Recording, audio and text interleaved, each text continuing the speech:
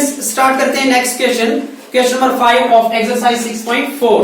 Question number 5 में कहा है D, E and F are respectively the midpoints of sides AB, BC and CA of triangle ABC.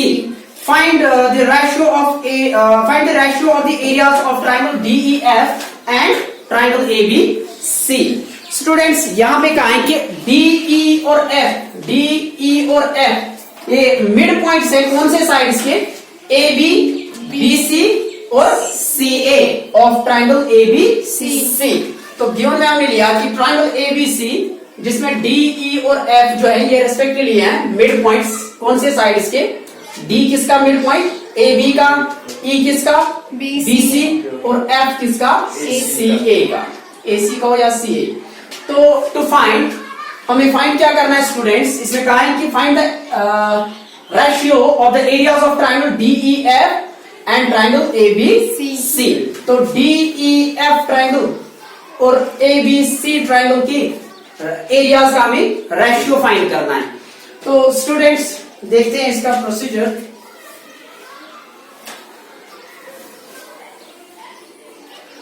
Students यहां पे देखिए BC side का mid point है E और स्टूडेंट्स यहां पे AC साइड का मिड पॉइंट है F। तो इन दो मिड पॉइंट्स को ज्वाइन करने से जो लाइन सेगमेंट मिला EF, this line segment is parallel to the third side and is half of it. Class 9th में हमने पढ़ा था स्टूडेंट्स, अगर हमारे पास एक ट्राइंगल है, ये रहा एक ट्राइंगल, मानिए ABC एक ट्राइंगल, और स्टूडेंट्स ये AB मानिए इसका मिड पॉइंट है फॉर एग्जांपल D, और ये वाला साइड जो है AC इसका मिड पॉइंट मानिए E। तो दो मिड पॉइंट्स को ज्वाइन करने से जो लाइन सेगमेंट मिला DE, this line segment is parallel to the third side and is half of it. अब थर्ड साइड कौन सा है, जिस पे मिड पॉइंट हमने लिया, AB को इन्वॉल्व किया है, इस पे मिड पॉइंट आ रहा है, AC पे मिड पॉइंट लिया है E, तो AB और AC को छोड़ के तीसरा साइड जो है BC, ये लाइन सेगमेंट इसी BC के पैरेलल होगा और इसके हाफ भी होगा। तो स्टूडेंट्स यहाँ पे देखिए BC पे हमने मिड पॉइंट लिया E, यहां से AC पे मिड पॉइंट लिया F, तो तीसरा साइड कौन सा है, AB है ना, BC यहां से AC और तीसरा रहा AB। तो इन दो मिड पॉइंट्स को ज्वाइन करने से जो लाइन सेगमेंट मिला EF, this EF must be parallel to the third side AB and is half of it, और इसके हाफ भी होगा। ठीक, सिमिलरली स्टूडेंट्स अगर आप यहां से देखें AB साइड पे मिड पॉइंट है D, है ना, यहां से BC साइड पे मिड पॉइंट है E, तो AB और BC को छोड़ के तीसरा साइड कौन सा है, AC। तो ये DE लाइन सेगमेंट ये पैरेलल टू AC होगा and is half of it. तो देखते हैं स्टूडेंट्स, since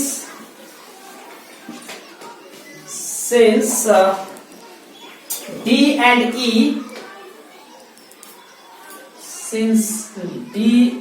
E are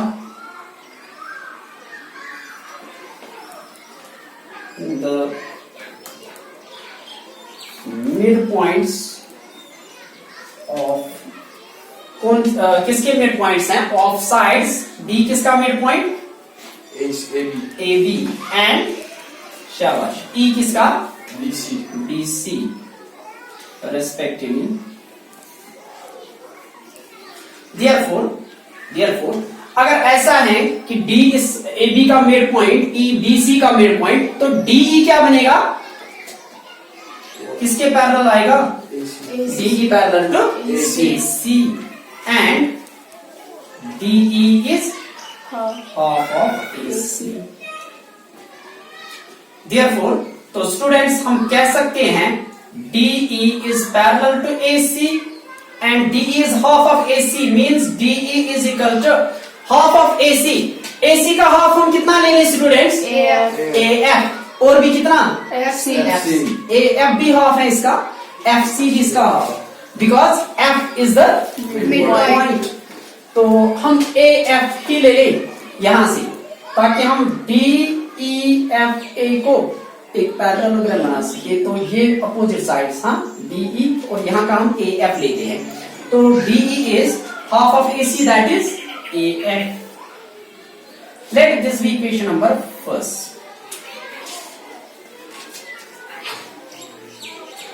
तो आगे देखते हैं स्टूडेंट्स, ये हमने लिया डी को मिड पॉइंट और यहां से लिया था मिड पॉइंट ई। अब स्टूडेंट्स देखिए, यहां से हम ई को मिड पॉइंट लेते हैं, बीसी का मिड पॉइंट ई, और यहां से एसी का मिड पॉइंट एफ। तो सेम ऐसे आप लिखेंगे again E and F R the midpoints of sides। कौन से साइड्स के? E किसका mid point? BC and F किसका मिड पॉइंट? AC respectively. तो स्टूडेंट्स हम कह सकते हैं यहां पे therefore अगर ये मिड पॉइंट्स हैं तो EF क्या बनेगा? EF is parallel. किसके पैरेलल? शाबाश। EF is parallel to AB। ये रहा EF parallel to AB and EF is half of AB। तो implies that स्टूडेंट्स हम इसमें कह सकते हैं कि EF एक तो पैरेलल है AB के and EF half of AB। तो स्टूडेंट्स AB का हाफ कितना हम ले लें? AB का हाफ AD, DB भी ले सकते हैं, तो AD हम लेंगे ताकि हम यहां से ADEF पैरेललोग्राम कंसीडर करें। ठीक, तो EF is half of AB। Half of AB कितना? AB का हाफ कितना? AD। Let this be equation number second. Now students, अब अगर हम फर्स्ट और सेकंड को ऑब्जर्व करें, इक्वेशन नंबर फर्स्ट और इक्वेशन नंबर सेकंड, फर्स्ट में मिल रहा है DE पैरेलल टू AC। यहां फर्स्ट में मिल रहा है DE parallel to AC।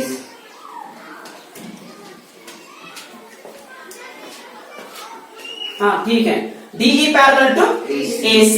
Students यहां पे देखिए, अगर DE पैरेलल टू AC है, DE parallel to AC, but इसी AC पे लाई कर रहा है पॉइंट F, पॉइंट F इसी पे लाई कर रहा है, तो DE अगर AC के पैरेलल है, दैट मींस यही DE इस AF के भी पैरेलल होगा, सिमिलरली ये FC के भी पैरेलल होगा। तो हम AC को यहां पे चेंज करें, AC के तो ये पैरेलल हैं, अगर AC के पैरेलल हैं तब ये AF के भी पैरेलल ही होगा।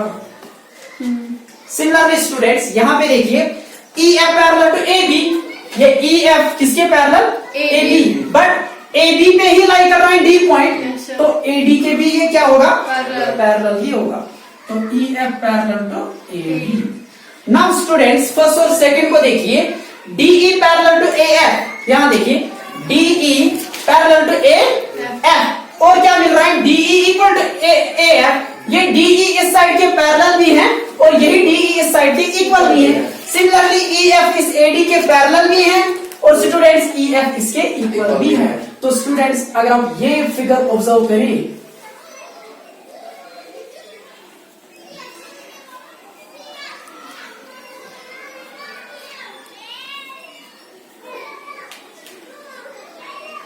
तो स्टूडेंट्स ये कौन सा फिगर मिल रहा है? ADEF। इसमें ये DE साइड ये इस AF साइड के पैरेलल और इक्वल है, सिमिलरली ये इसके पैरेलल और इक्वल है। तो स्टूडेंट्स हम जानते हैं कि अगर क्वाड्रिलेटरल में both pair of opposite sides parallel और इक्वल होंगे, then the quadrilateral is a parallelogram, hence DE या ADEF इज ए पैरेललोग्राम। तो इसमें आप लिखेंगे from equations first and second we can say that ADEF is a parallelogram। ADEF is a parallelogram।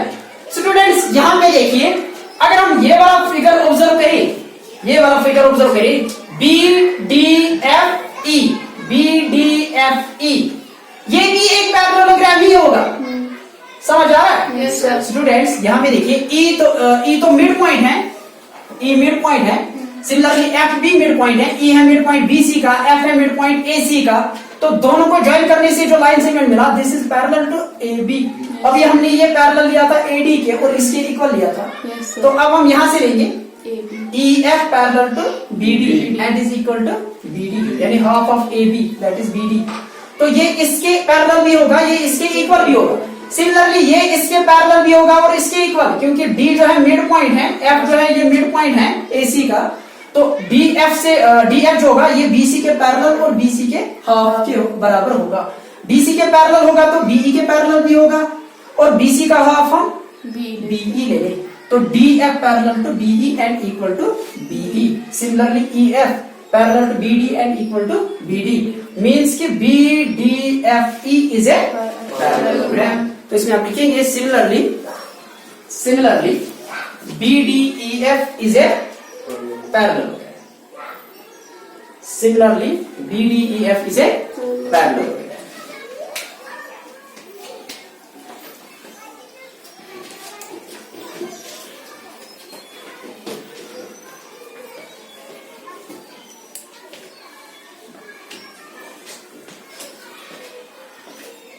देखिए students, अगर BDEF भी एक parallelogram, अभी हमने बनाया था पैरेललोग्राम ADEF, हमने एक पैरेललोग्राम बनाया था।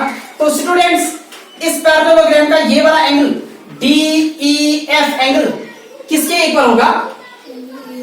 क्या बात, किसके इक्वल होगा? एंगल A के इक्वल, because opposite angles of a parallelogram are equal. Opposite angles of a parallelogram are equal. तो हम कह सकते हैं यहाँ पे therefore angle DEF is equal to angle A।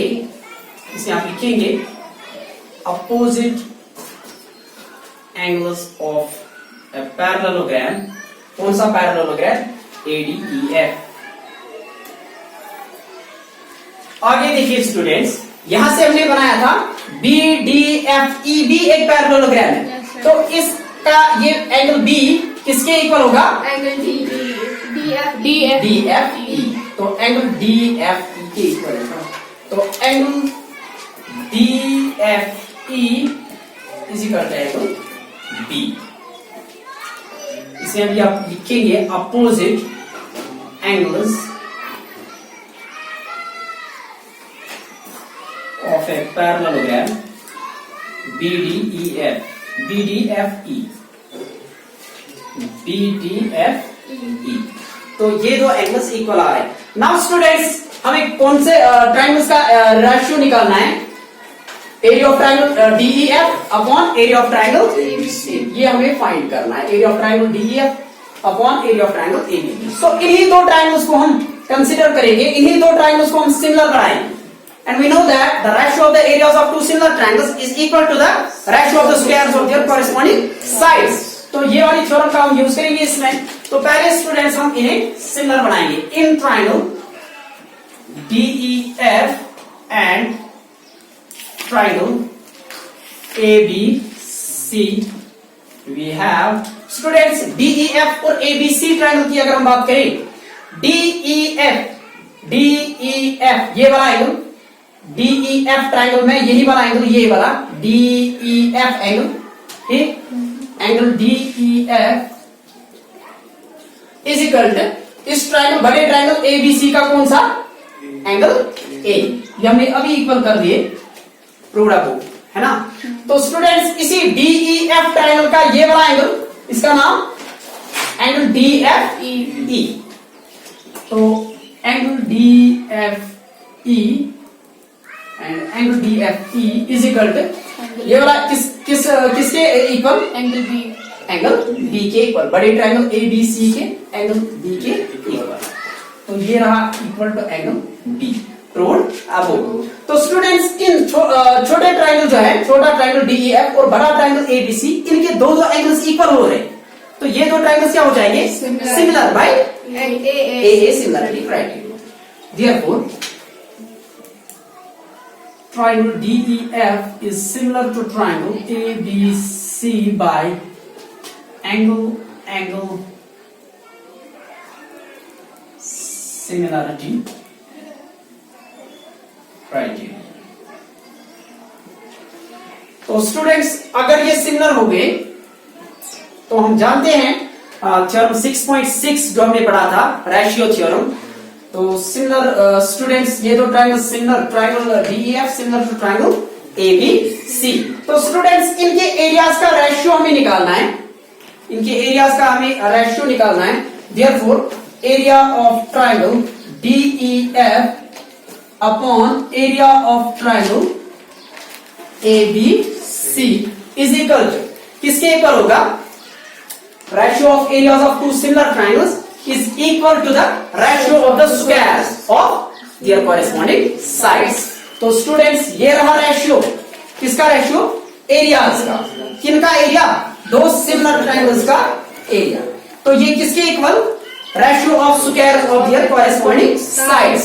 तो स्टूडेंट्स रेशियो लेते हैं कॉरेस्पॉन्डिंग साइड्स के स्क्वायर्स का। तो DEF का अगर हम EF साइड ले लें, EF इसका स्क्वायर, ठीक, तो कॉरेस्पॉन्डिंग साइड यहाँ पे ABC का कौन सा? AB। शाबाश। यहाँ का EF बड़े ट्राइंगल का AB इसका स्क्वायर।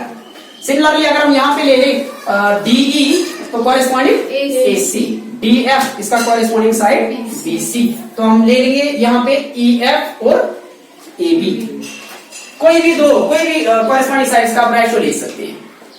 तो this is equal to, students अगर हम EF की बात करें, EF किसका हाफ है?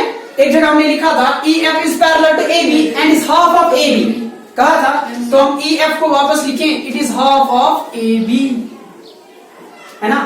EF is half of AB। तो ऊपर क्या है? स्क्वायर डिवाइडेड बाय AB का स्क्वायर। तो स्टूडेंट्स यहां पे आप लिखेंगे इसमें रेशियो थ्योरम 6.6, ठीक। तो this is equal to 1/2 AB का स्क्वायर। 1/2 का स्क्वायर कितना मिले? 1/4। तो AB का square upon AB square. AB square से AB स्क्वायर कैंसिल, तो कितना मिला? 1/4।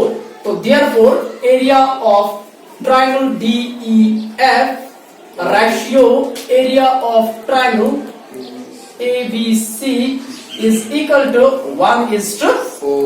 1:4, ठीक।